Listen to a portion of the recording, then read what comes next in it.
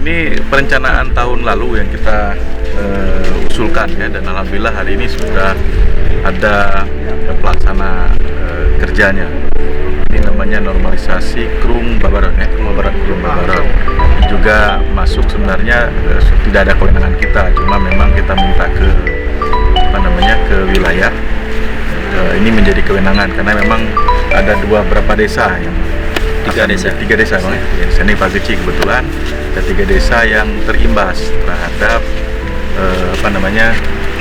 pengikisan tebing ini ya, tebing, sehingga tidak normal lagi. Sebenarnya ini nggak pada postur sungai yang sebenarnya, ini sudah melebar kemana-mana, merusak pemukiman dan juga perkebunan rakyat ya.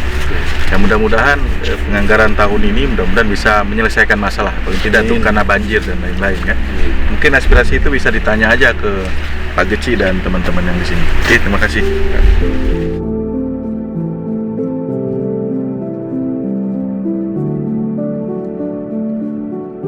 Terima kasih sekali kepada Bapak Saparudin yang telah turunan Sungai Rapun yang tidak langsung ke lapangan. Alhamdulillah dengan ada aspirasi beliau, insya Allah harapan kami sudah terkabulkan.